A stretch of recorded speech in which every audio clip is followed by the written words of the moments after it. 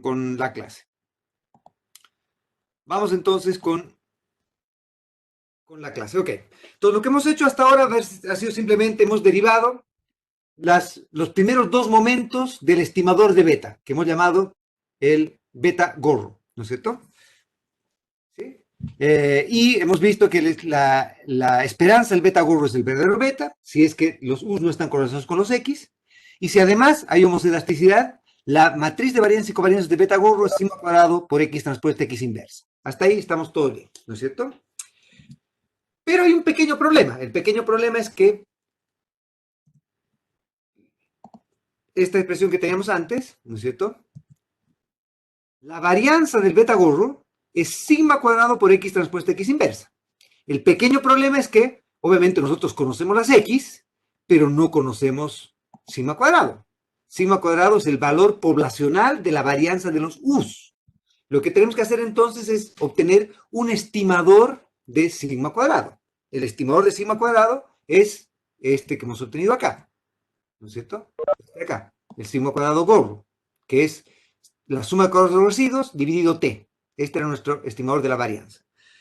Entonces, una vez que en lugar de sigma cuadrado utilizamos sigma cuadrado gorro acá, entonces déjenme volver a hacer esta historia. Voy a compartir ahora otra vez esta cosa de acá. Y para variar,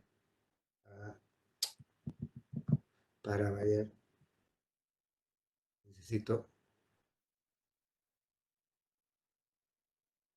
asegurarme que esto está funcionando.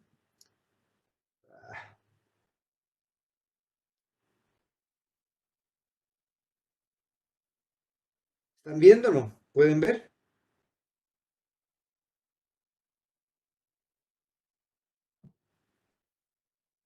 Ahora sí. Ahora debería ser. Ahora deberían poder ver. ¿Sí? ¿Están viendo? Bien, ahora sí. Y entonces, ya. La varianza beta gorro, entonces, dependía de sigma cuadrado. ¿De acuerdo? Pero sigma cuadrado no lo conozco. Entonces, lo que tengo que hacer es obtener un estimador de sigma cuadrado. Una vez que obtengo un estimador de sigma cuadrado, o sea, obtengo el sigma cuadrado gorro, lo que va a ocurrir ahora es que esto ya no va a ser la varianza del beta gorro, sino va a ser un estimador de la varianza del beta gorro. Entonces va a ser el gorro de la varianza del beta gorro, ¿sí? Eso es lo que quería decirles con esta cosa. Entonces, al final del día, lo que estamos haciendo es que, como no conocemos sigma cuadrado, lo que hemos hecho es obtener un estimador de la varianza de sigma cuadrado. Y con ese estimador de la varianza tenemos ahora un estimador de esta expresión de acá. Ya no es la varianza del beta gorro, sino es el estimador de la varianza del beta gorro y le ponemos un gorrito más acá arriba. ¿Ok? Es justamente lo que digo acá. Bien, entonces, lo que voy a hacer ahora es demostrar las propiedades del sigma cuadrado gorro. ¿Ya? Y para demostrar las propiedades del sigma cuadrado gorro, entonces, lo que voy a mostrar es, a su vez, el primer momento y el segundo momento del sigma cuadrado gorro. Entonces, vamos a partir, y acá en realidad esto está mal, debería decir el modelo homocedástico de regresión lineal. La propuesta es, necesitamos, obviamente, que los U sean homocedásticos para obtener el resultado que vamos a obtener ahora. ¿Ok? Y entonces, lo que voy a hacer es tratar de mostrarles que el estimador de sigma cuadrado, este que hemos obtenido, la suma cuadrada de los residuos dividido por t, este sigma cuadrado gorro, es sesgado. Y esto tal vez, a ver, solo en el chat dígame a alguien que no sabe que el sigma cuadrado gorro es sesgado. Solo el que no sabe, el que le va a parecer esto un shock, el que no va a poder dormir después de esto, dígame, no sé. Los que sí saben, no digan nada. Entonces, si nadie ha dicho nada, es que estoy asumiendo que han demostrado ya en su curso de estadística introductoria que el estimador de sigma cuadrado, que es la varianza, era sesgado. ¿No? Raimundo no sabe. Adolfo tampoco. Elisa menos. Isidora sabe pero no se acuerda. O sea, es parte bueno. Matías no sabe. Ya, ok. Entonces, parte de ustedes no sabe y parte de ustedes no se acuerda. Y alguna parte sí sabe. Entonces, solo uno. ¿Alguien sí sabe? ¿Alguien sí sabía? ¿Alguien colóqueme sí? Sí, bien. Leandra. Excelente. Agustín, maravilla. Ya. Ya no nos mandemos la parte. Miércoles. Cristian lo demostró hace poco. Ah, Cristian. Cristian es. Ya. Ok. Cristian muy canchero. Bien. ¿Ok? Bien. Lo que vamos a hacer entonces es que, bueno, y no solo Cristian, todos ustedes deberían haberlo demostrado porque ustedes deben haber leído esto, o sea que esto deberían haberlo sabido ya, pero vamos a ir rápidamente todos. Lo primero que voy a demostrarles es que el estimador de la varianza es shock para todos, es sesgado. Entonces, de acuerdo a la liturgia o a la misa que les han enseñado en su curso introductorio, este debe ser un día de luto porque nuestro estimador va a ser sesgado y el sesgo es algo horrible. Y lo que vamos a mostrar es que, como somos personas adultas y mayores, el sesgo nos importa la verdad muy poco. Y que en realidad, pese a que sea sesgado, yo quiero mucho al sigma cuadrado gorrito. Ok. Vamos a mostrar esto, partamos por esto. Recuerden que el U-gorro lo habíamos podido expresar como M veces Y. ¿Todos de acuerdo? Donde M era la matriz, que era identidad menos P, y P era la matriz de proyección, que nos proyectaba nuestro Y al espacio barrido por las columnas de las X. ¿Todo de acuerdo? ¿No es cierto? Y esta nuestra M era la matriz que era del espacio ortogonal al espacio barrido por las X. Hasta ahí todos de acuerdo. Bien. Siguiente cosa que les pido que demuestren unos minutos antes de ir a dormir, es que demuestren que el U-gorro, que era M veces Y, también lo puedo expresar como M veces U. Demuestren que esto es así. ¿Ya? Entonces no quiero arruinarles el proceso de demostrar esto porque es bonito. ¿Ok? Entonces, demuestren que yo puedo expresar M veces, U gorro como M veces Y y también lo puedo expresar como M veces U. Si han podido hacer eso, quiere decir que han entendido bien las propiedades de la matriz P y la matriz M. La demostración que vamos a hacer ahora es una muestra de que han entendido o que por lo menos entienden lo que hemos visto en las propiedades de la matriz P y la matriz M. Ok. Por lo tanto, entonces, U gorro lo puedo expresar como M veces U. Sigma cuadrado gorro era 1 sobre T, o sea, T a la menos 1, de U gorro transpuesto a U gorro. Pero U gorro transpuesto a U gorro es simplemente U gorro, que era M veces U, todo esto transpuesta por M veces U. Cuando hacen eso, les va a quedar U gorro transpuesta, U transpuesta, que es esta parte de acá, ¿sí? Esta parte de acá, por M transpuesta. Pero una cosa que habíamos dicho era que la matriz M era también simétrica. Por lo tanto, M transpuesta es también M. Por lo tanto, U transpuesta M es igual a U gorro transpuesta. ¿Sí? Y ahora me falta multiplicar esto por U gorro, pero U gorro es M veces U.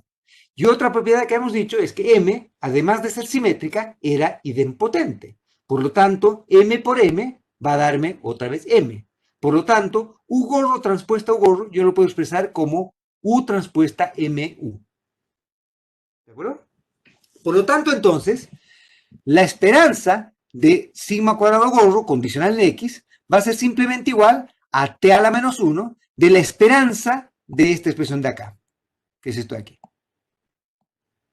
Condicional en X. ¿Todos de acuerdo? Y ahora vienen dos trucos que vamos a utilizar con bastante frecuencia en este curso. Pregunta, ¿qué dimensión tiene esta expresión de acá?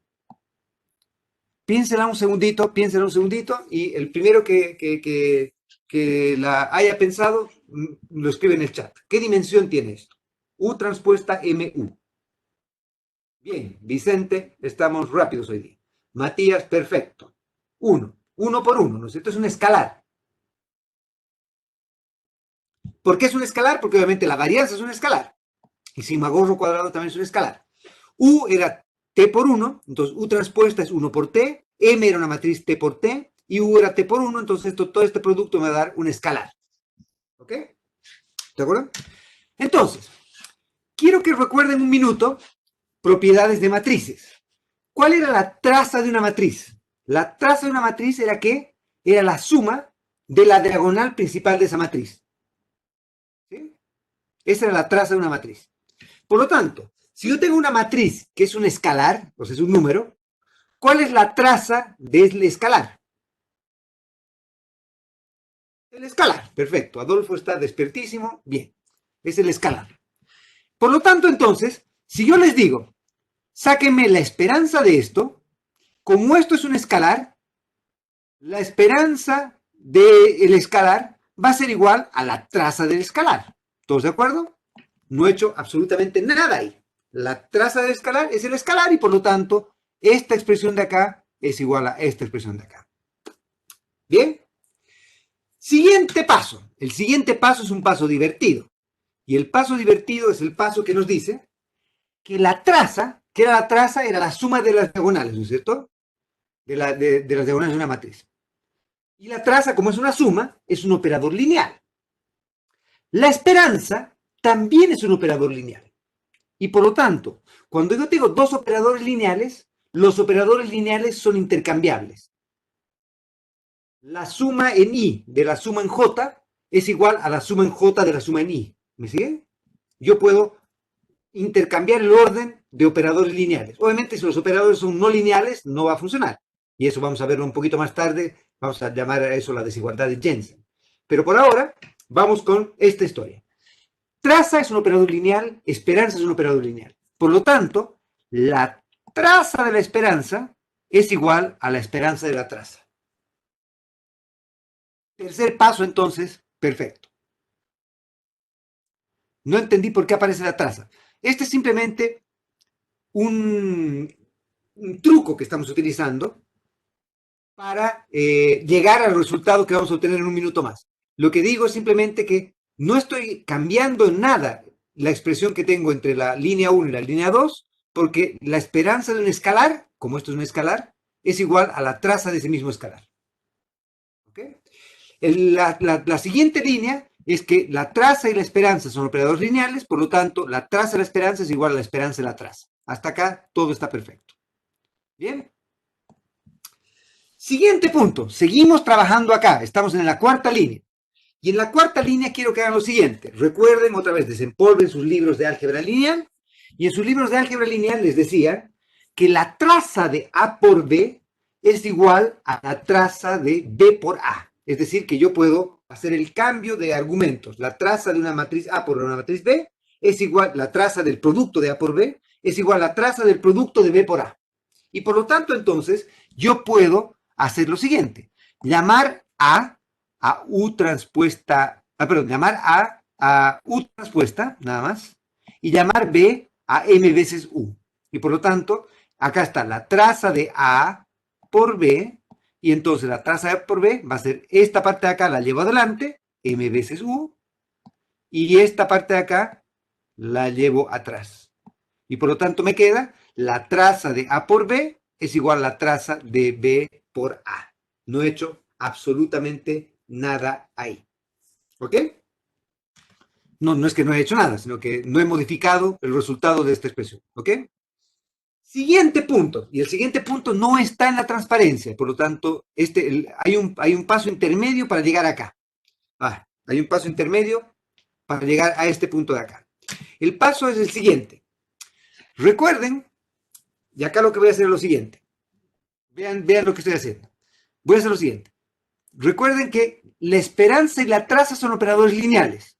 Por lo tanto, voy a volver a hacer un intercambio. Voy a sacar la traza y voy a meter la esperanza. Entonces, acá, un paso que no está metido acá es t a la menos 1 de la traza de la esperanza de esta expresión, condicional en x. ¿Ok? ¿Todos de acuerdo? Y ahora, tengo que sacar la esperanza de esa expresión condicional en x. Entonces, déjenme. ¿Ok? Tengo que sacar la esperanza de expresión condicional en x.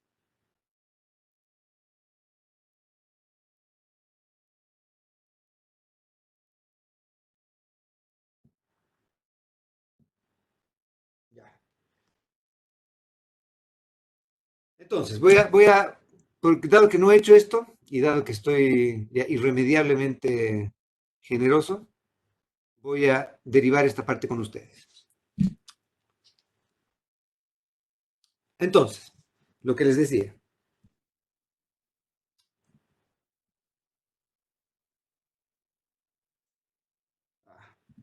Espérenme un segundito. Ya. Lo que les decía entonces, me quedaba t a la menos 1 de la traza de la esperanza de m veces u por u transpuesta condicional en x. ¿Sí? ¿Ok? Este paso no está en el paso anterior. Y entonces ahora quiero que vean un minuto esto.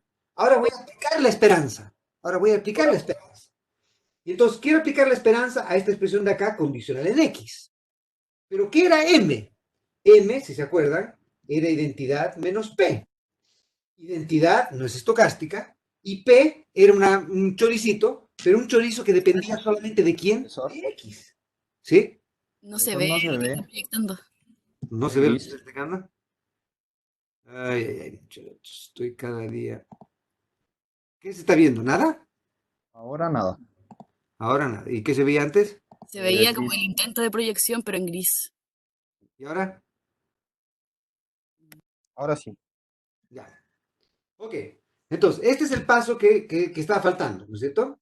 T a la menos 1 de hecho el intercambio nuevamente. He sacado la traza y he metido la esperanza. Y me queda esta parte de acá.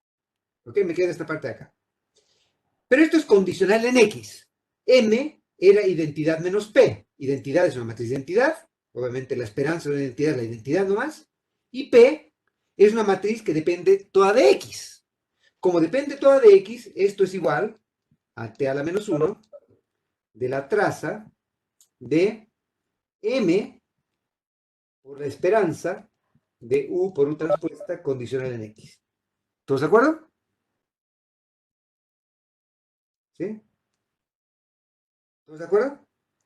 ¿Por qué? Porque M, esta M de acá, es una función que depende solamente de X y por lo tanto, como estoy condicionando en X, puede salir de la esperanza. Esta parte de acá puede salir de la esperanza. Como sale la esperanza, me queda esto simplemente. ¿Y qué es la esperanza de U por U transpuesta? ¿Qué es la esperanza de U por U transpuesta, muchachos? ¿Qué era U por U transpuesta? ¿Qué dimensión tenía U por U transpuesta? ¿Alguien respóndame? ¿Qué dimensión tenía? No, no es la suma de cuadrados residuos, no es la suma de cuadrados residuos, no, no, no es 1. ¿Qué dimensión tenía U? T por T, y T grande, no T chica. Matías, bien.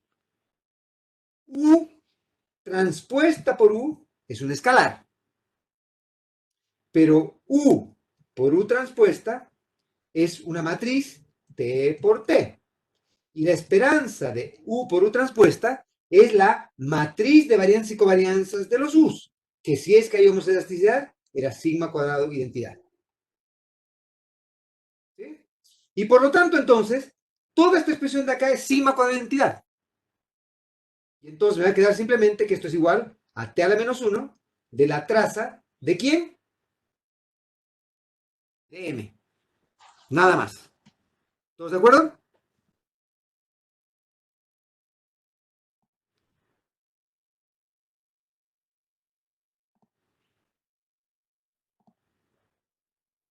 Y ahora volvemos acá. Entonces me queda sigma cuadrado identidad, m veces identidad es la matriz M, y me queda simplemente sigma cuadrado, que es un escalar, puede salir, la traza de la matriz M. ¿Todos de acuerdo? Y ahora sí estamos listos. Con esto echamos la estocada final. Una de las propiedades de matrices es que la traza de una matriz es igual a la suma de los valores propios de esa matriz, o los eigenvalues de esa matriz.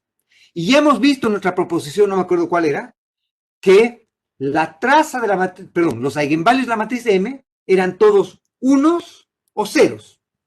Por lo tanto, la suma de los eigenvalues de esta matriz va a ser sumar tantos unos como haya, porque la suma de los ceros es cero nomás. ¿Cuántos eigenvalues eran 1 en la matriz M? Respóndame a alguien. Vuelvan si quieren a la transparencia que ustedes tienen de la proposición esta. O si quieren, vamos conmigo. T menos K, pero el T grande, ¿no es cierto? T grande. ¿Sí? Esta era nuestra parte 4. Decía que la matriz era idempotente y su rango era N menos R, que habíamos traducido como T menos K. Por lo tanto, entonces, esta matriz M, ¿sí?, tiene T menos K eigenvalues que son 1. Y la traza de la matriz es la suma de los eigenvalues de esta matriz. Y por lo tanto, ¿cuántas veces estamos sumando unos en esta matriz? T menos K veces. Y por lo tanto, entonces, la esperanza de sigma cuadrado gorro es sigma cuadrado, el verdadero sigma cuadrado, por T menos K dividido T. Y por lo tanto, dado que T menos K dividido T no es 1, porque obviamente K es distinto de 0, si K fuese 0, esto sería obviamente 1, si no hubiesen regresores, pero como hay algún regresor, entonces lo que va a ocurrir acá es que el estimador de la varianza va a ser un estimador sesgado. ¿Sí? El último paso, este último paso sí. Este último paso me dice, tenemos que obtener la traza de la matriz M. Y una propiedad de matrices es que la traza de una matriz también es igual a la suma de la diagonal principal de la matriz, pero también se puede obtener la traza de una matriz como la suma de los valores propios de esa matriz. Es lo mismo. La traza de una matriz también se obtiene sacando la suma de sus valores propios. Y sabemos que la matriz M tiene T menos K unos. Entonces tenemos que sumar T menos K veces 1. Entonces 1 más 1 más 1 más 1 va a ser ¿cuánto? Igual a T menos K. Y por lo tanto el T menos K es la traza de la matriz M. Y por lo tanto entonces esta es la esperanza de sigma cuadrado gorro. Lo que quiere decir esto entonces es que el estimador de sigma cuadrado, el sigma cuadrado gorro, es un estimador sesgado de la varianza. ¿Ya? Shock terrible. Lo que ustedes probablemente han hecho también en su curso de estadística o de econometría, es decir, que como nos gusta tanto, les gusta tanto, tiene esta fijación con el DeLorean y con De Vuelta al Futuro y demás cosas, es que les gustaría tener un estimador de la varianza que sea insesgado. Un estimador insesgado de la varianza, vean que acá el 1 sobre t que está acá, que está acá, que está acá, que está acá, está como adorno. Si en lugar de 1 sobre t yo dividiese esta expresión, en lugar de dividirla por t, yo divido esta expresión por t menos k, o sea, esta expresión dividido t menos k, entonces t menos k me va a quedar acá en el denominador, y acá como está en el numerador esta parte de acá, t menos k con t menos k se me va a ir. Llamo entonces al estimador insesgado de la varianza de los errores al estimador Olita. Sigma cuadrado Olita es, en lugar de la suma de cuadrados residuos dividido t, es la suma de cuadrados residuos dividido t menos k. ¿Sí? Si divido entre t menos k, ese estimador va a ser insesgado porque acá voy a tener t menos k en el denominador y con t menos k en el numerador se me hacen felices y me va a quedar simplemente sigma cuadrado. Entonces el estimador Olita es un estimador insesgado de la varianza. El estimador gorro es un estimador sesgado de la varianza. ¿Ok? Y por eso es que mucha gente, los softwares y demás, privilegian el sigma cuadrado Olita. Y en su curso de pregrado, tal vez en su primer curso hayan preferido el estimador Olita. Yo, como les digo, le tengo más cariño al estimador gorro, porque vamos a ver después, cuando veamos que este estimador también tiene interpretación de ser el estimador de máxima verosimilitud o cuasi máxima verosimilitud, por supuesto normalidad, eso lo vamos a ver más tarde, recuérdenme cuando lo veamos. Es una cosa por la cual me gusta más el estimador gorro que el Olita. Y la segunda cosa que me gusta de este estimador es que otra vez, como sesgamiento para mí está sobrevalorado, la propiedad que nos interesa es consistencia. Y consistencia me dice cuál es la propiedad del estimador a medida que el tamaño de muestra se va haciendo cada vez más grande. Entonces, si es que el K está fijo, si el número de regresores es fijo, T está subiendo, pero T sube el numerador y T sube en el denominador en la misma proporción. Y por lo tanto, como la tasa a la que diverge acá en el numerador es la misma tasa a la que diverge en el denominador, el estimador va a ser consistente. A medida que la muestra se va haciendo grande, el sigma cuadrado gorro va a converger al verdadero sigma cuadrado. ¿Ok? Bien. La proposición 7, les pido que la demuestren y traten de demostrarlo ustedes. ¿Ok? Traten de demostrarlo ustedes. Si tratan de demostrarlo ustedes y traten de hacerlo por su cuenta, traten de hacerlo con cariño y traten de dedicarle un par de horitas a esta cosa. ¿Por qué? Porque si pueden demostrar esto, van a haber demostrado que pueden madurar, que han madurado lo suficiente todo lo que hemos hecho hasta ahora y además que recuerdan un poco las propiedades de una distribución normal y la relación que la distribución normal tiene, por ejemplo, con la distribución chi cuadrado, que es lo que van a necesitar para derivar esta expresión de acá.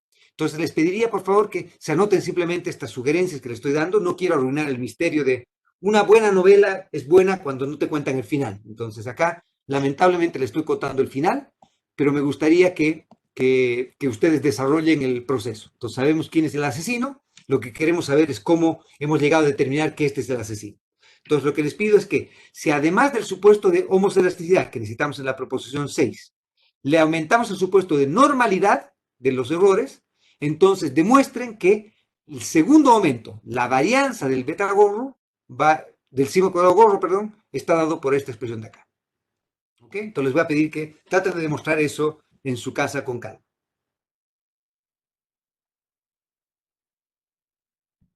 Bien, terminemos entonces esta parte de las propiedades del estimador de la varianza de los errores. ¿Ok?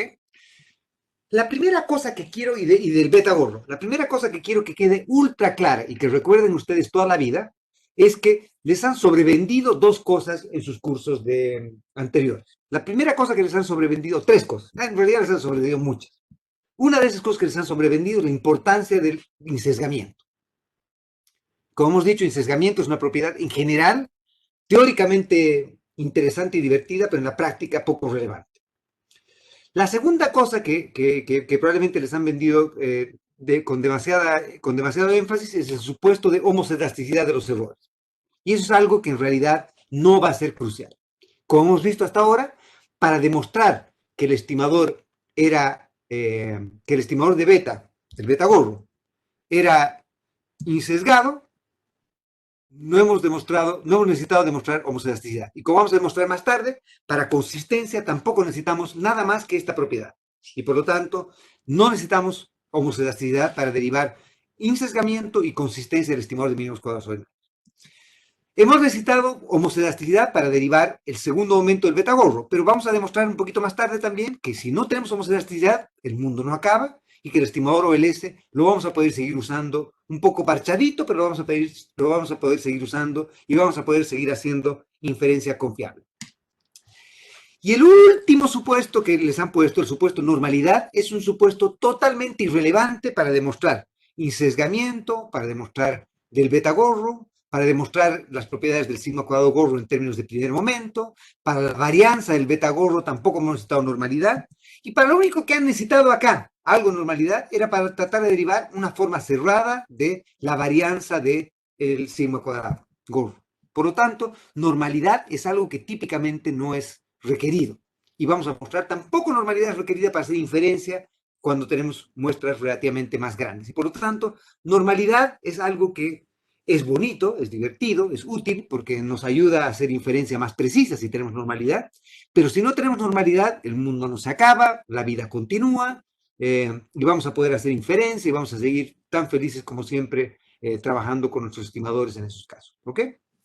La otra cosa que hemos visto acá es que el estimador de la varianza, el sigma cuadrado gorro, es sesgado.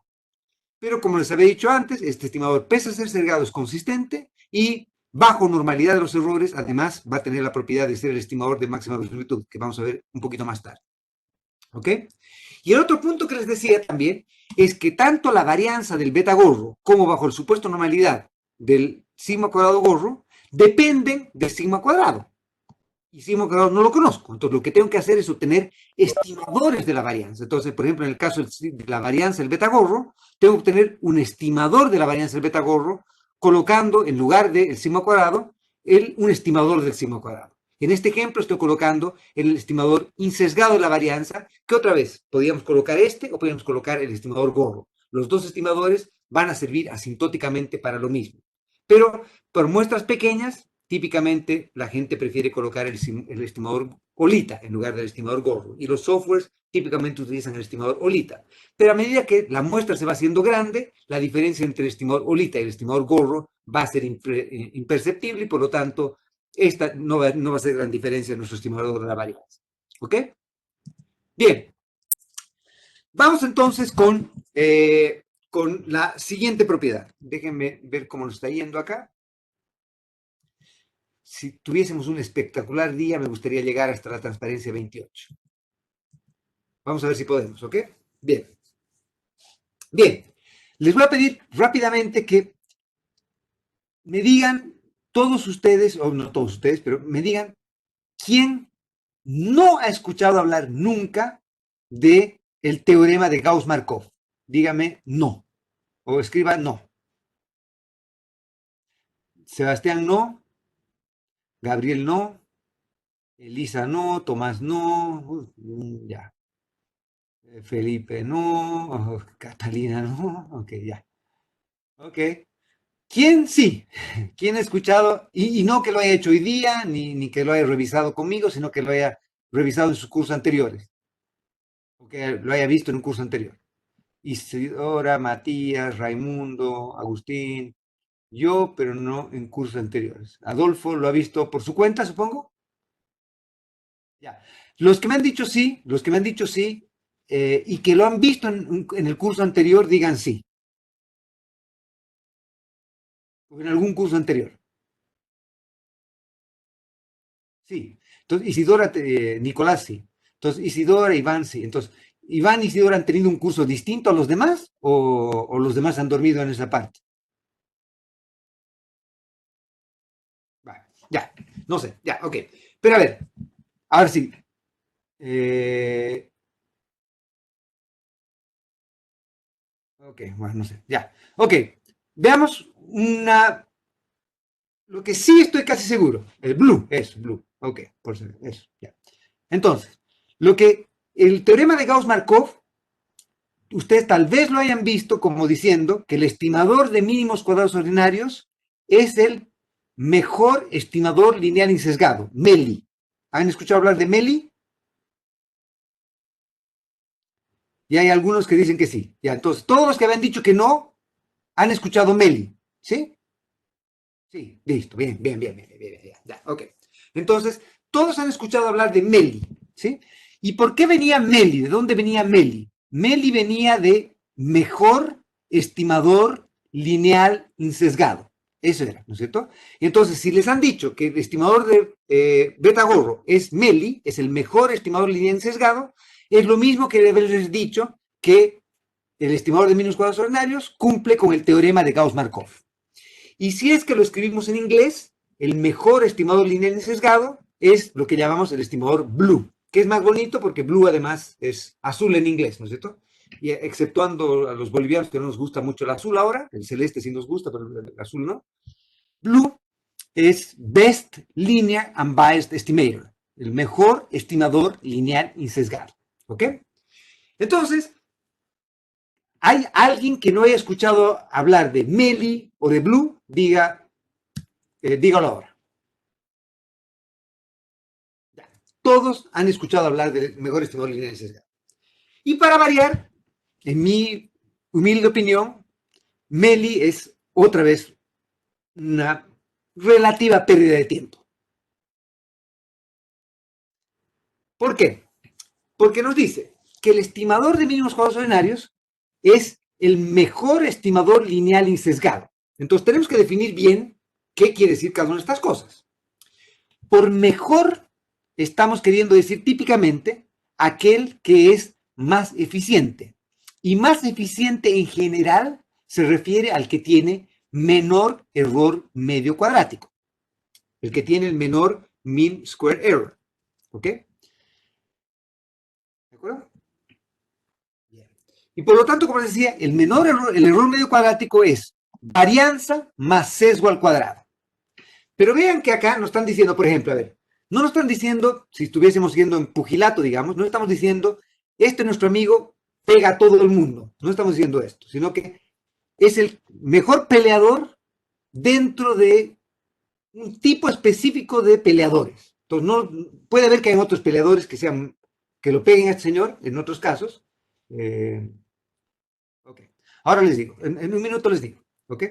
Si es mejor el error medio cuadrático. En general, eficiencia se mide por error medio cuadrático. Y por lo tanto, tener menor error medio cuadrático es lo que deseamos. ¿Ya? Lo que está ocurriendo acá es que Siri se despertó. Lo que está ocurriendo acá es que estoy diciendo, voy a definir mejor dentro de aquellos estimadores que en primer lugar sean insesgados. Entonces, ustedes tienen cualquier estimador, si ese estimador no es insesgado, no puede entrar al concurso. Entonces, estoy en un concurso de belleza y uno tiene que medir mínimo tanto de estatura. Si mide un poquito menos, puede ser si no quieren concurso de belleza o lo que quieran. No quiero que me acusen de estereotipos o lo que sea. Mira, está en un concurso, lo que fuera, un concurso de pintura. Entonces dicen, todos los que han pintado con pintura verde no pueden entrar. Todos tienen que haber pintado solo con pintura naranja. Entonces, si su cuadro era con pintura verde, no puede entrar al concurso de pintura. ¿Ok? Entonces, lo que estamos diciendo acá es que puede entrar al concurso todo estimador que sea lineal. ¿Lineal en qué? Lineal en Y. Entonces, recuerden que nuestro amigo Betagorro era un estimador. Perdón. Entonces partamos por eso. Entonces nos dice, la primera cosa que nos dice es, tomen estimadores, solamente estimadores que son lineales. Entonces nuestro memo nos dice, usted quiere participar en este concurso de pintura, perfecto, pero su pintura tiene que estar toda de verde. Si no es verde, no puede participar. Entonces, yo tengo un estimador que no es lineal en Y, puede ser muy bonito, puede ser todo lo que yo quiera, no puede entrar al concurso. Solo entran al concurso los estimadores que son lineales en Y.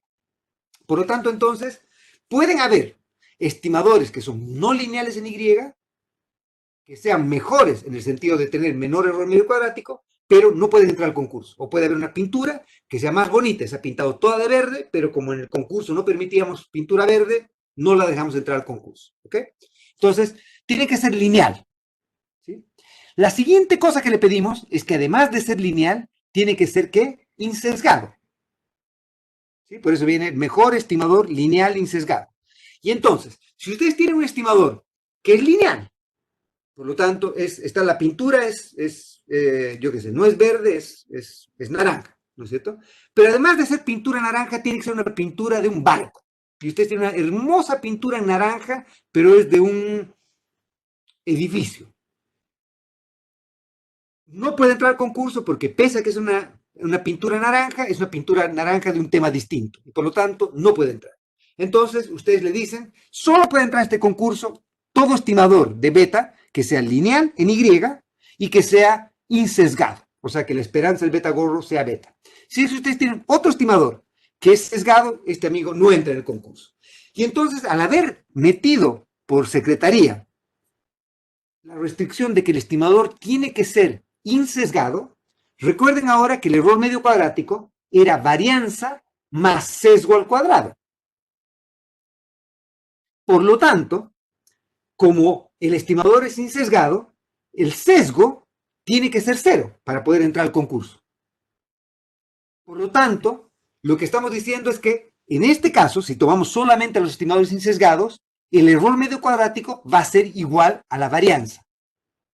¿Todos de acuerdo? Y por lo tanto, entonces, el mejor estimador lineal insesgado va a ser el estimador de menor varianza. No va a ser el estimador de menor error medio cuadrático, porque puede haber otro estimador que sea no lineal en Y, o que sea insesgado, o que sea ambas cosas, y que tenga menor error medio cuadrático. Pero como en el concurso no hemos dejado que entre, el mejor definido como el aquel que es insesgado, que es lineal, y que tiene menos varianza, va a ser el estimador Vélez. ¿Ok? Entonces acá está la demostración de este teorema. Vamos rápido con la demostración porque para variar he pegado mucho tiempo en el verso y poco tiempo en la esencia. Ok, entonces recuerden, nuestro beta gorro lo podría expresar como una función lineal de Y. Lo llamamos A veces Y. ¿Sí?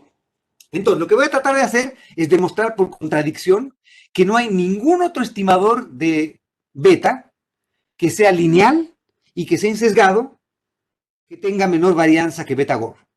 Por lo tanto, entonces voy a partir con un candidato distinto a un estimador de beta. Voy a llamar ese estimador B chica, B minúscula, ¿sí? Y B minúscula tiene que cumplir para poder entrar al concurso que tiene que ser pintura naranja. Y pintura naranja en nuestra traducción era que tiene que ser lineal. ¿Lineal en quién? En Y. Entonces, acá arbitrariamente escogen cualquier matriz para poder expresar B como simplemente llámense a esto, digamos, si quieren llámelo, yo qué sé,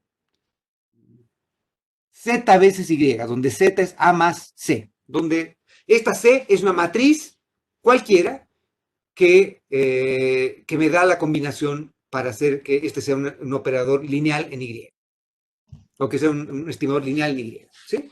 ¿Ok?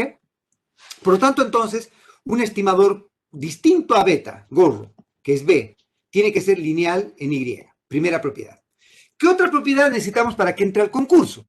Necesitamos que, además de ser lineal, sea insesgado. Es decir, que cuando yo saque la esperanza de B tiene que ser beta. Por lo tanto, saquemos la esperanza a esta expresión. La esperanza a esta expresión va a ser simplemente la esperanza de, ¿qué era nuestro A? Era este choricito de aquí, que es simplemente, perdón, A veces Y, ¿no es cierto? A veces Y, ¿sí? ¿Todos de acuerdo? A veces Y, que era beta gorro, ¿sí? ¿De acuerdo? Por lo tanto, entonces, nuestro B va a ser simplemente esta expresión de acá. Es beta más CXY. Hagan ustedes en la casa con calma, demuestren que efectivamente esto es así. ¿Ok? ¿De acuerdo? Por lo tanto, entonces, ¿ya? Por lo tanto, entonces, la esperanza de B, condicional en X, va a ser simplemente esta expresión de acá. ¿Qué quiere decir esto?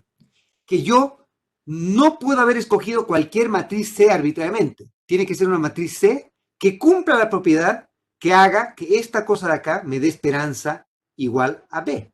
Para que la esperanza, a beta, perdón. Para que la esperanza de esta expresión sea igual a beta, yo necesito que C veces X sea 0. Si C veces X, entonces no es cualquier matriz C, tiene que ser una matriz C tal que cuando yo la premultiplique por X, me entregue 0. Solo así puedo garantizar que este B es lineal y a su vez, esta es una matriz de identidad. Esta es una matriz de identidad. ¿Okay? Por lo tanto, como es una matriz de identidad, necesito que la esperanza de B sea beta. Entonces, que sea simplemente identidad por beta, que es beta. Y para que eso se cumpla, C veces X tiene que ser 0, para que 0 por beta me dé 0 y me quede simplemente beta como respuesta acá. Por lo tanto, necesito que la matriz que meta acá tiene que cumplir la propiedad que C veces X tenga que ser 0. Hagan ustedes con calma entonces que una vez definido esto, si yo le saco la varianza a beta, a beta, recordando que ya cumplo la propiedad de insesgamiento, entonces la esperanza de B va a ser esta expresión de acá. Y condicional en X, dado que A es una matriz que depende de X y C tiene que ser una matriz que es ortogonal a X, tiene que cumplirse esta propiedad. Entonces demuestren que efectivamente esto va a ocurrir. Que como esto pasa, esto pasa. Demuestren ustedes con calma en la casa. ¿Qué quiere decir esto entonces? Esto quiere decir que para cualquier otro estimador de beta que sea lineal en Y y que además sea insesgado, es decir, que cumple esta propiedad, la matriz de varianza y covarianzas de este estimador va a adoptar esta forma. Va a ser la varianza de beta gorro más algo, donde ese algo va a ser siempre una matriz que es positiva semidefinida, porque C por C transpuesta va a ser siempre una matriz positiva semidefinida. ¿Qué quiere decir esto? Entonces, que en términos matriciales, y con un poco de abuso de notación, lo que estamos diciendo es que en términos de matrices, esta matriz menos esta matriz va a ser una matriz positiva semidefinida. Y por lo tanto, esto como es una matriz de varianzas, esta va a ser una matriz menor en sentido matricial que esta. Y por lo tanto, este estimador va a ser un estimador que va a ser más eficiente que cualquier otro estimador lineal e insesgado. ¿Sí? ¿Ok? Y por lo tanto, entonces, este estimador es el OLS, lo queremos en parte porque es el mejor estimador lineal insesgado, pero no lo queremos demasiado. ¿Por qué? Porque podrían haber otros estimadores que sean no lineales, en Y, o que sean sesgados y que tengan menor error medio cuadrático. De hecho, hay esos estimadores, los vamos a mostrar en algún momento. Y a su vez, también requería un supuesto, y el otro supuesto que requería es el supuesto de homoscedasticidad, porque para llegar a esta propiedad necesitamos que la matriz de varianza y covarianzas sea sigma cuadrado de identidad de los U's, ¿no es cierto? La esperanza de U por U transpuesta sea sigma cuadrado de identidad. Si, por ejemplo, no se cumple homoscedasticidad, el estimador OLS, nuestro querido amigo, no va a ser el mejor estimador lineal insesgado. Va a haber otro estimador que vamos a llamar el estimador de mínimos cuadrados generalizados, que va a ser un estimador más eficiente que el estimador de mínimos cuadrados generalizados. ¿Ok? Bien. Excelente. Vamos entonces ahora a tratar de avanzar un pelín en esto. Lo que he hecho hasta ahora ha sido discutir las propiedades de muestras pequeñas o de muestras finitas o de muestra fija de nuestro estimador, del estimador de del estimador beta gorro y del estimador de la varianza. Hemos llegado además a decir algo respecto a que este estimador es el mejor estimador lineal insesgado, o el Best Linear Unbiased Estimator, ¿ok? Todo esto, entonces, lo hacemos bajo el supuesto paraguas de que nos interesan ver las propiedades de nuestro estimador dado un tamaño de muestra. Y las propiedades entendidas como cuáles serían las propiedades del estimador si es que pudiésemos tener el DeLorean, si pudiésemos tener una manera, claro, C veces A es 0 porque C veces X es 0. Alguien preguntaba si C veces A es 0, ¿no es cierto?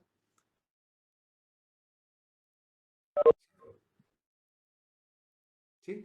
C veces X es 0, y recuerden que A es una matriz que depende de las X.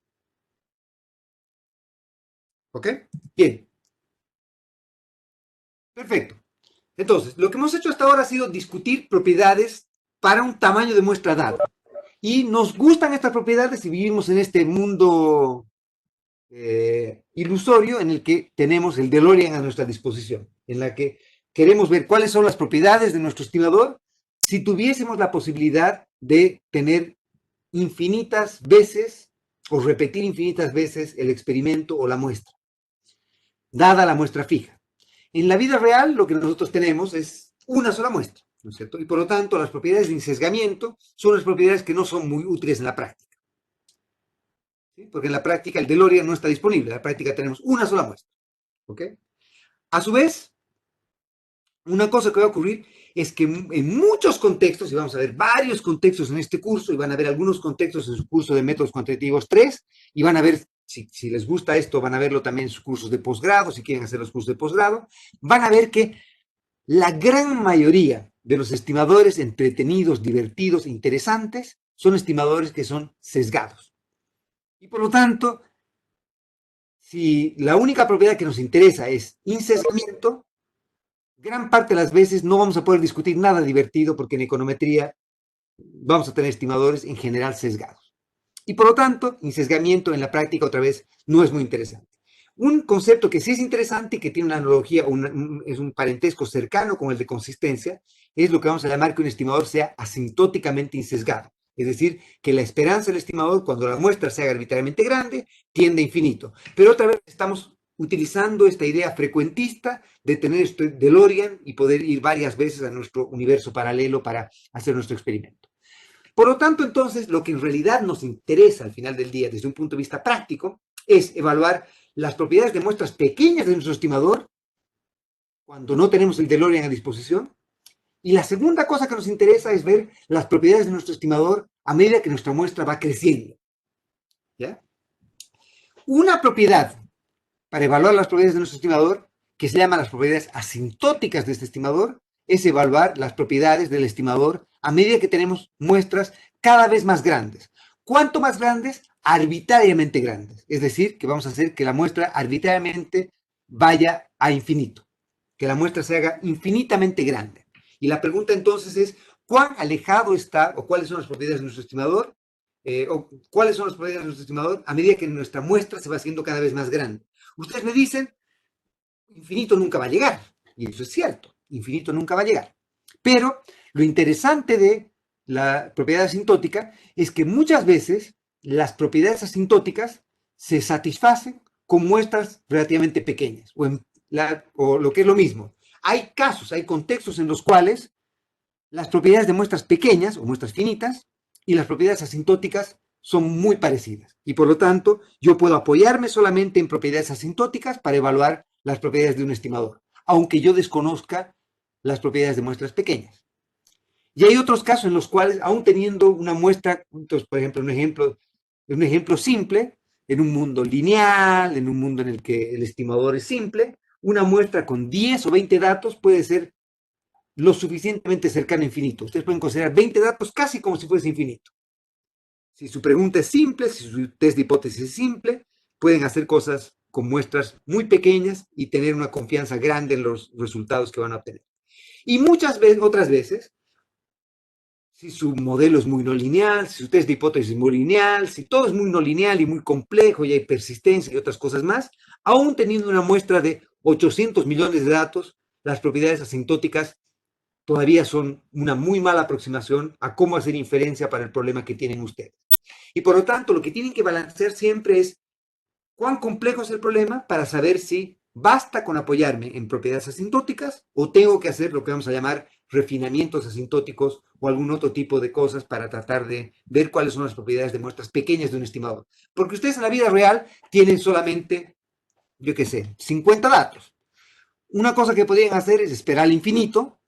Ustedes tienen un estimador de beta que sale 0.8. Entonces ustedes obviamente no viven al infinito. Ustedes antes de morir escriben su testamento y en su testamento le dicen, hijito, mi mejor estimador de beta hasta ahora es tanto y acá está la muestra.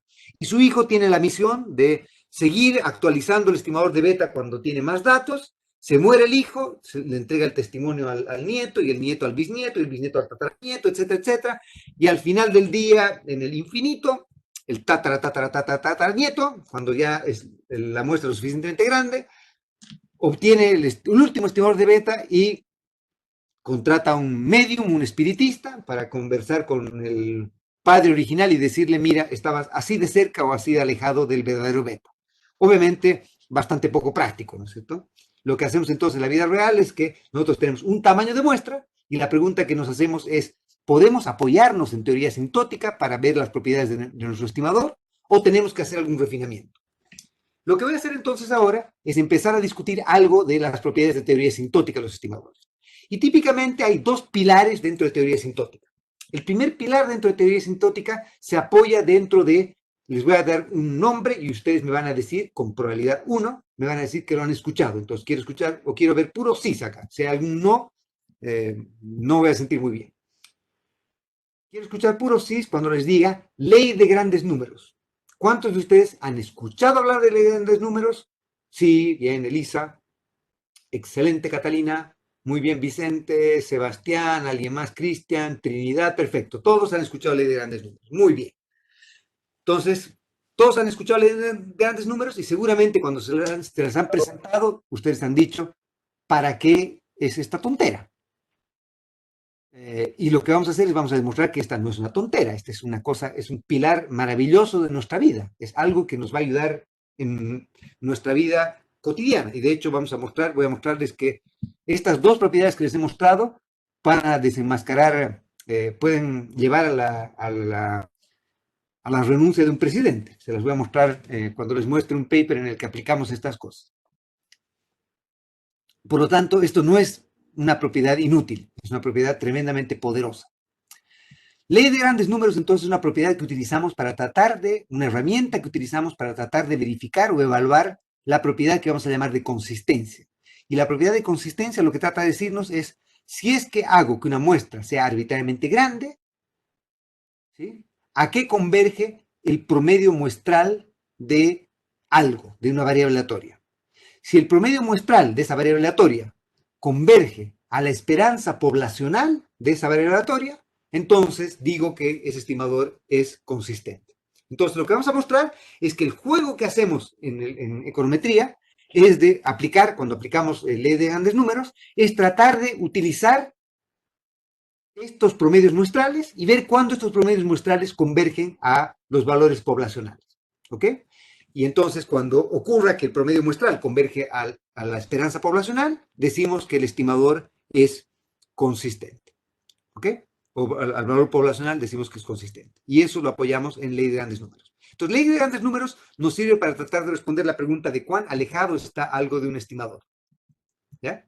Esa es la pregunta que trata de responder ley de grandes números. Y teorema central del límite, otra vez quiero escuchar una hemorragia de Cis, porque han escuchado y han utilizado este término. Teorema central del límite, bien Leandra, bien Adolfo, bien. Todos han escuchado hablar. ¿Y cuántos, además de escuchar hablar, han dicho qué hermoso que es este teorema? Ahora quiero escuchar muchos Cis por cuán hermoso es este teorema, o cuán útil es este teorema. Adolfo no ha encontrado el valor estético de este teorema. O no ha escuchado este teorema. Ya, ok. Entonces, este teorema otra vez es no solo estéticamente hermoso, sino que además este teorema es tremendamente poderoso. Porque otra vez, con este teorema también vamos a llevar a que un presidente renuncie. Voy a mostrar eso más tarde.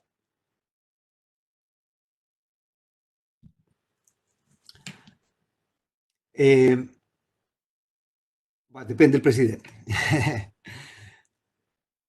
El teorema central del límite, entonces lo que trata de responder es la siguiente pregunta. Recuerden que con ley de grandes números y consistencia tratamos de responder la pregunta de cuán alejado está un estimador del verdadero valor de un vector de parámetros, por ejemplo. Y en teorema central del límite lo que tratamos de responder es, dado un tamaño de muestra, ¿cómo hago para hacer inferencia respecto a dónde está el verdadero vector de parámetros? Es decir, yo tengo una muestra de tamaño 40 y tengo un estimador de beta que es 8 y quiero evaluar la hipótesis nula de que el verdadero valor de 8 es 7. Entonces la pregunta es, con este tamaño de muestra, 7 y 8 son lo suficientemente parecidos o son demasiado distintos. Estadísticamente yo puedo concluir que 8 es lo suficientemente cercano a 7 o no. O lo que es lo mismo, puedo o no puedo rechazar una hipótesis nula que tengo particularmente. Entonces, teorema central de límite nos sirve para hacer inferencia. Y por lo tanto, por eso es que es tremendamente útil esto, porque en la vida real lo que nosotros hacemos es que nosotros tenemos teorías. Una teoría nos dice que cuando aumenta el precio de los paraguas, disminuye la demanda del precio de los paraguas. Otra teoría extraña y curiosa nos dice que la gente es tonta y que cuando aumenta el precio de paraguas, aumenta la demanda de paraguas. Y por lo tanto, entonces lo que hacemos es testar teorías evaluando si la elasticidad que encontramos es o no negativa, ¿no es cierto? O alguien nos dice que un bien es normal, o un bien es normal superior. Y por lo tanto, debería decir que la elasticidad de ingreso de eso es 1 mayor que 1, si es que es un bien suntuario, etc. ¿No es cierto? Y alguien nos dice que es un bien inferior, o peor aún, que es un bien de Giffen.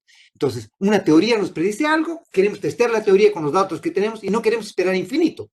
Una manera de poder testear la teoría es estimar nuestra elasticidad y tener una muestra arbitrariamente grande y ver a qué converge esa muestra. Y va a converger al verdadero valor bajo ciertas condiciones y vamos a llegar en el infinito, vamos a ver, de verdad había sido inelástica la demanda de papas fritas, por decir algo. O elástica la demanda de papas fritas. Lo cual no tiene mucho sentido, porque nosotros no queremos esperar infinito para poder tomar decisiones. Necesitamos tomar decisiones con la muestra que tenemos. Queremos descartar una teoría o no descartar una teoría, y por eso necesitamos hacer inferencia. ¿Ok? Entonces, ley de grandes números y teorema central del límite son dos de nuestros más poderosos y queridos aliados. ¿Ok? Lo que voy a hacer ahora entonces es tratar de partir discutiendo algo respecto a distintas maneras de utilizar leyes de grandes números. Y para eso lo que voy a tratar de presentarles es distintos modos de lo que vamos a llamar modos de convergencia. ¿Ok? Y voy a ir relativamente rápido y voy a mostrarles solamente la definición y tal vez la intuición de un par de estos modos de convergencia. Supongamos que ustedes tienen una variable aleatoria. Y acá, por ejemplo, quiero que no nos vayamos con la volada de la variable aleatoria. Por ejemplo, tenemos, lo que quiero decir con esto es, supongamos que, por ejemplo, ustedes tienen distintos estimadores de beta. Entonces, tienen el estimador de beta, un beta gorro, que obtuvieron con 10 datos. Y después tienen un dato más y tienen un estimador de beta con 11 datos. Y después con 12 datos, después con 13 datos, después con 14 datos, después con 15 datos, 16 datos, etc.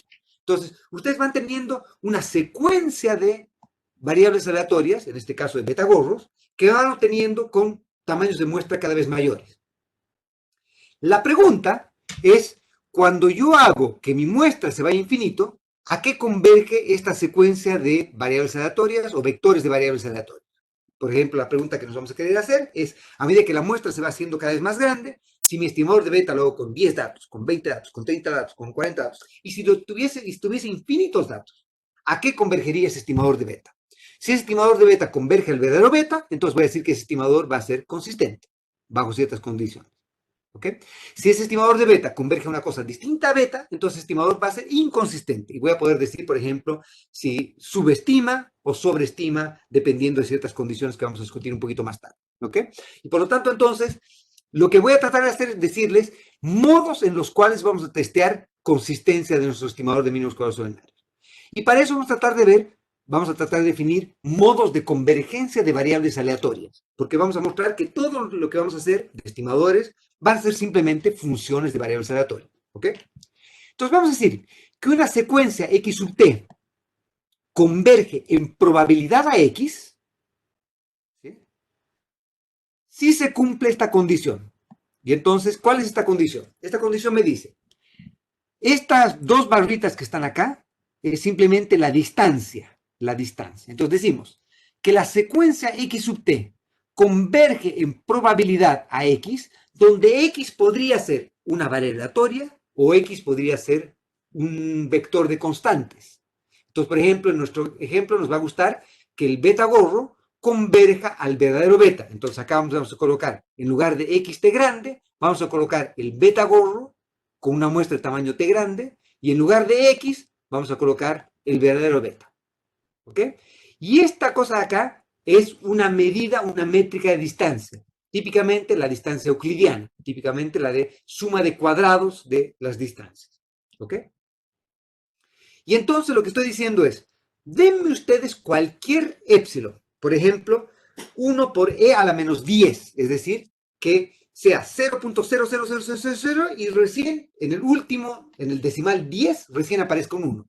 Entonces, yo les digo que si ustedes me dan cualquier valor de épsilon, la probabilidad que la distancia entre x sub t y x sea mayor que este épsilon, para un épsilon cualquiera que ustedes me den, la probabilidad que este evento ocurra cuando la muestra sea arbitrariamente grande, se va a cero.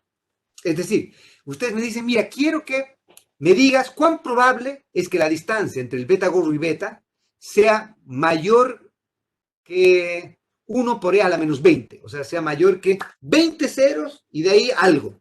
Y la respuesta es que la probabilidad que ese evento ocurra cuando t va a infinito es cero. Para cualquier épsilon, por muy chico que sea el épsilon. Por lo tanto, entonces, la probabilidad del evento en que beta gorro sea muy distinto de beta, o sea, distinto de beta, aunque la distancia sea muy chica, la probabilidad de ese evento va a cero cuando la muestra va haciéndose arbitrariamente grande. ¿Ok? Entonces, lo que estoy diciendo con eso es que el beta gorro, lo más probable es que converja al verdadero valor de beta cuando t va a infinito. La probabilidad de que no converja al verdadero valor de b es cero para cualquier métrica de distancia que ustedes me den, por muy chica que sea este épsilon. ¿Ok? Escribimos esto. Eso porque es insesgado. No, no, no, no, no, no, no, no, no, no, no, no, no, no y no. Insesgado es la propiedad de que la esperanza de algo sea el verdadero valor. Consistencia es que el beta gorro converja al verdadero beta. No que la esperanza del beta gorro sea beta, sino que el beta gorro no estamos jugando en el DeLorean. No estamos yendo varias veces, no estamos haciendo esa tontera. Estamos viviendo una sola vez en la vida, pero tenemos la suerte de que somos inmortales. Vivimos hasta el infinito. Y por lo tanto, viviendo al infinito, lo que hacemos es que a medida que la muestra va aumentando, si es que la muestra va aumentando, nuestro estimador converge al verdadero valor, que en el ejemplo anterior también era la esperanza de beta, porque era insesgado, pero aunque no sea insesgado, lo que queremos es que cuando el beta gorro converge al verdadero valor, entonces llamamos a eso consistente. ¿Ok? Insesgado era el hijo pobre que hemos discutido. Insesgado era el tamaño de muestra fija, muchas muestras siendo infinito. Varias veces el DeLorean, utilizando el DeLorean. Acá no hay DeLorean. Acá es una sola muestra, pero el tamaño de muestra es arbitrariamente grande. ¿A qué converge el estimador cuando tenemos una sola muestra, vivimos una sola vez, pero vivimos al infinito? Somos inmortales. ¿Ok? Viviendo una sola vez, nuestro estimador converge en probabilidad a X. ¿Ok? Entonces decimos X sub t converge en probabilidad a X. Ahora, podría ser, por ejemplo, que el beta gorro converge en probabilidad a alfa, por decir algo, que es distinto del verdadero beta. En ese caso, el estimador de beta gorro no va a ser consistente porque va a converger a algo distinto a beta, pero va a converger a algo. ¿De acuerdo? Y voy a poder, por ejemplo, decir cuál es la dirección de inconsistencia, cuando sea que converge. ¿Ok? Y entonces escribimos esto bonito así, a mí me gusta escribirlo así. X sub t, flechita y arriba una P, X. Entonces decimos, X sub t converge en probabilidad a X. Ustedes, porque no han tenido el curso conmigo y porque sus criterios estéticos son distintos a los míos, tal vez, o los profesores que han tenido también son criterios distintos, tal vez han escuchado hablar de esta definición con PLIM. El PLIM de xt es igual a x. A ver, ¿alguien de ustedes ha escuchado hablar de PLIM? ¿Alguien diga sí o silencio total? Catalina, siempre he escuchado todo. Maravilla, Catalina. Vicente también. Ok. Todos los que han escuchado a Plin, Catalina se ríe, pero no, ya. ¿Catalina ha escuchado o no ha escuchado? Pues, pongámonos de acuerdo. ¿Ha escuchado? Ha escuchado, pero no lo sabe todo. ¿Eso es? Ya. Bien. Vamos entonces. Eso, perfecto. Bien. Ok. Entonces, el plim de xt es igual a x. Eso es lo que ustedes han de escuchar. Eso simplemente se transcribe como, y por eso no me gusta este término, porque mucha gente lo entendería como la probabilidad del límite de x es igual a x, lo cual no es lo que estamos haciendo. Si ustedes se dan cuenta, lo que estamos haciendo es que estamos sacando el límite a la probabilidad, al revés. Lo llaman plim porque es la probabilidad límite. ¿Sí? La probabilidad límite, porque es el límite de la probabilidad. Pero por eso no me gusta pues, llamarlo prima esto, porque hay gente que se puede confundir. Lo que estamos viendo es el límite de la probabilidad, no la probabilidad del límite. De hecho, si hacemos la probabilidad del límite, estamos yendo a otro modo de convergencia, que es el modo de convergencia que se llama convergencia casi segura, almost sure convergence, convergencia casi segura. Lo que esto quiere decir es que, entonces ahora vamos con esta otra historia. La probabilidad que cuando t va a infinito, el límite de x sub t no sea x sub t es 0, o lo que es lo mismo, que cuando t va a infinito, la probabilidad, bueno, la probabilidad de que cuando t va a infinito, el límite de x sub t sea igual a x es 1. ¿Sí? Esa es convergencia casi segura. Una cosa, vamos un minuto con esto. Y se escribe convergencia segura, casi segura, como x sub t converge casi seguramente, almost surely, a x. ¿Ya? Entonces así escribimos convergencia casi segura. La otra cosa otro modo de convergencia que vamos a usar en el curso es convergencia en media cuadrada. Y decimos, x sub t converge a x en media cuadrada si se cumple que el límite, cuando t va infinito, de la esperanza de esto es igual a 0. Y ahora quiero que por un minutito veamos por qué esto va a ser útil para otras cosas. Supongamos que x sub t a su vez es insesgado. ¿Ya? Y la esperanza de x sub t entonces es x. Y entonces lo que estamos diciendo acá es, si es que esto ocurriese, el límite de la esperanza de esto es igual a 0, que lo vamos a entender esto como la varianza de x sub t. Y entonces, bajo algunas condiciones, vamos a mostrar que convergencia media cuadrada va a implicar también que la varianza de lo que fuera nuestro estimador va a tender a 0, que es justamente una de las cosas que les había dicho cuando habíamos discutido las propiedades de la varianza del beta gordo. Y por lo tanto, entonces, la propiedad que estamos discutiendo acá, o perdón, la definición que estamos discutiendo es convergencia casi segura y la escribimos así. X sub t converge en media cuadrada a x. ¿Ok? Bien, déjenme entonces decirles algunas cosas. No vamos a demostrar nada de esto. En sus cursos de posgrado se trabaja con teoría sintótica y se define más esto con teoría sintótica. En este curso no vamos a demostrar eso. Lo que sí voy a hacer es simplemente, ustedes simplemente tomen estas cosas como ciertas. ¿Ya? No necesitamos demostrarlas, van a necesitar demostrarlas en su curso de posgrado si es que son lo suficientemente arrojados como para querer hacer un posgrado de verdad. De verdad es el magíster en economía, ese es el magíster de verdad. ¿Ok? Estoy molestando, pero es el riguroso, digamos, en el que estas cosas se demuestran, los otros se aplican nomás. Entonces, una cosa que quiero decirles es la siguiente.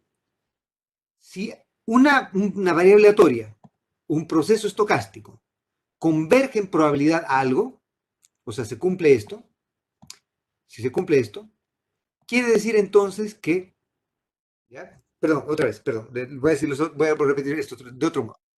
Si yo demuestro que algo converge casi seguramente a algo, ¿ya? Si hay convergencia casi segura implica convergencia en probabilidad. Entonces, si yo demuestro convergencia casi segura, yo sé que se cumple también convergencia en probabilidad. Si algo converge en media cuadrada a algo, también converge en probabilidad a lo mismo. Entonces, convergencia en media cuadrada implica convergencia en probabilidad. No es necesariamente cierto que convergencia en probabilidad implique convergencia en media cuadrada o convergencia casi segura. Entonces, la dirección y convergencia en media cuadrada y convergencia casi segura no necesariamente se implican tampoco. Entonces, convergencia casi segura implica convergencia en probabilidad. convergencia media cuadrada implica convergencia en probabilidad. Convergencia en probabilidad no necesariamente, aunque puede ser, implica convergencia media cuadrada o convergencia casi segura. ¿Ya? Estas cosas no necesariamente ocurren. Y estas modos de convergencia no necesariamente implican uno al otro. Bien.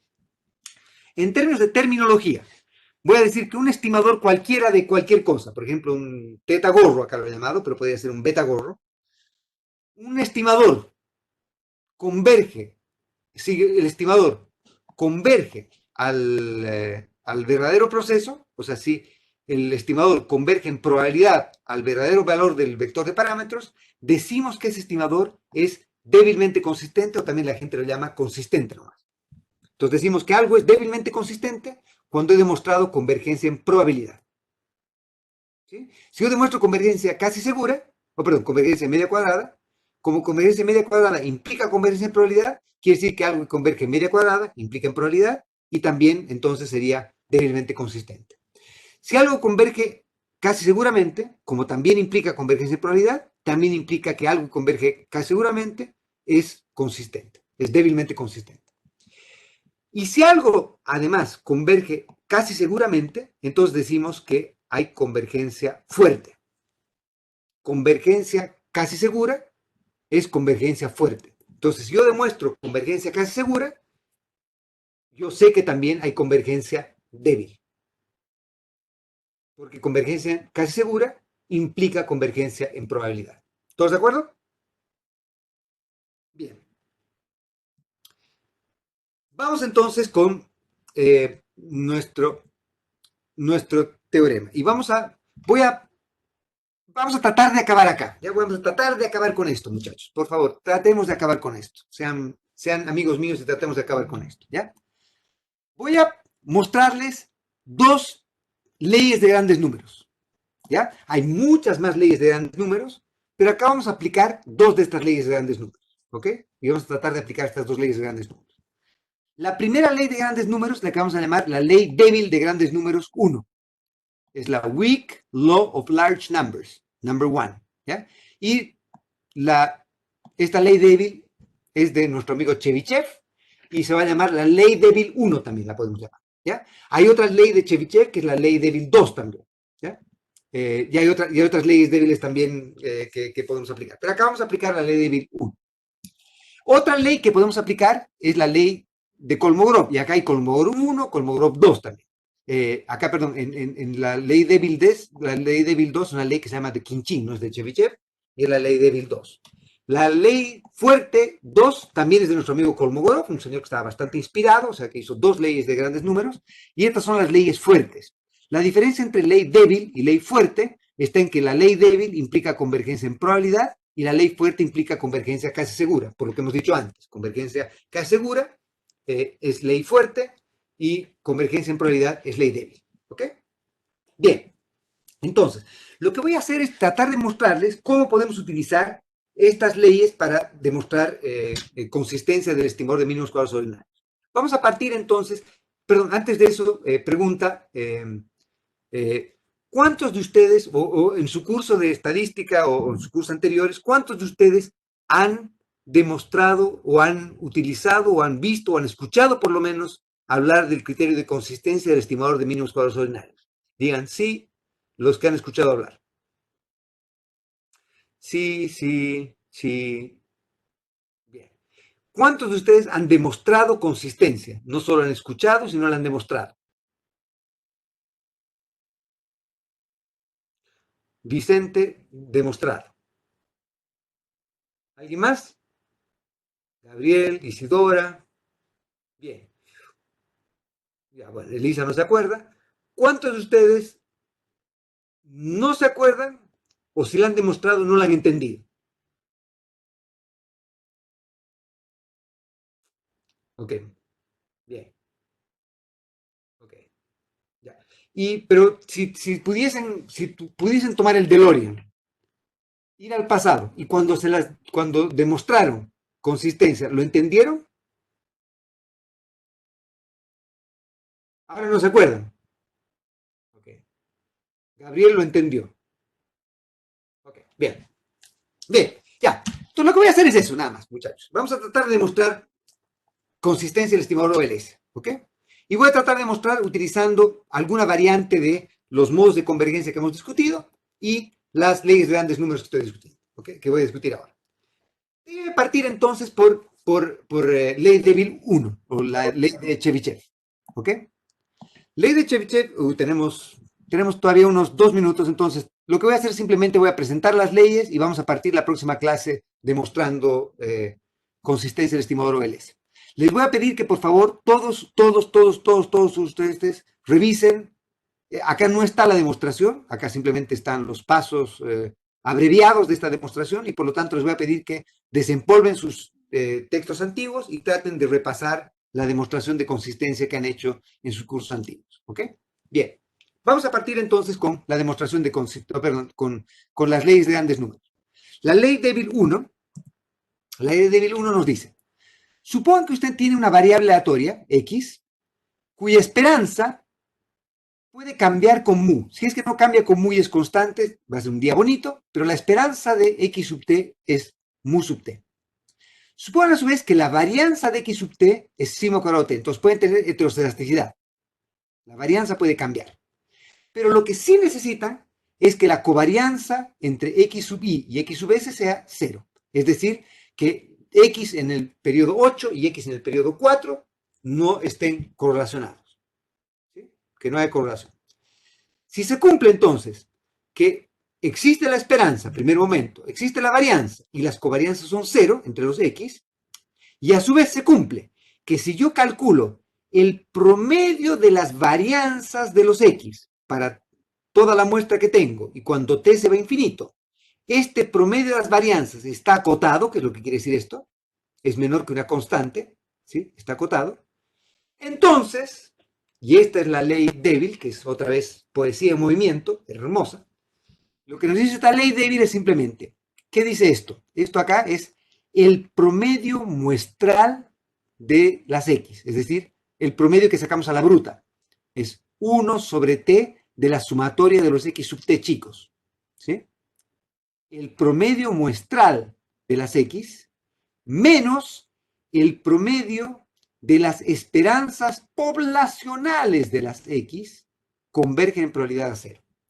Quiero que vayamos a un caso particular. Supongan que la esperanza de los x sub t no cambia con t. Supongan que la esperanza de los x sub t es mu y es fija. Entonces, el promedio muestral de los u sub t es el promedio de una constante que es mu y es fija. Entonces, lo que me está diciendo esto es, la ley débil me dice, si se cumplen estas condiciones y la varianza, el promedio de varianza está acotado, entonces el promedio muestral va a converger en probabilidad a la esperanza poblacional. Y si es que los mus cambian con el tiempo, el promedio muestral converge al promedio de esperanzas poblacionales. Pero si es que no cambia en el tiempo, el promedio muestral converge a la esperanza poblacional. Es decir, el promedio converge al valor esperado cuando t va a infinito. La ley fuerte 1, lo único que me pide la ley fuerte 1 es que es algo más fuerte, por eso se llama ley fuerte, y por eso convergencia casi segura implica convergencia de probabilidad. Me pide que los x sean independientes. Independencia es un supuesto más fuerte que el que no haya correlación. ¿Sí? Si dos series son independientes, no están correlacionadas. Pero dos series pueden no estar correlacionadas y no ser independientes. Por lo tanto, convergencia en probabilidad no implica convergencia casi segura. Pero convergencia casi segura implica convergencia en probabilidad. Entonces, si tengo una serie que es independiente en el tiempo, ¿sí? En este caso, y la varianza es finita para cada t, y a su vez, esta expresión de acá es menor que infinito, esta expresión, si se cumple esta expresión, se cumple esta expresión. Por lo tanto, otra vez, convergencia casi segura implica convergencia en probabilidad. Y por lo tanto, entonces, si se cumple esta condición, entonces el promedio muestral converge al promedio de esperanzas poblacionales casi seguramente. Eso es lo que está diciendo este teorema. ¿Ok? Bien, muchachos, lo dejamos acá.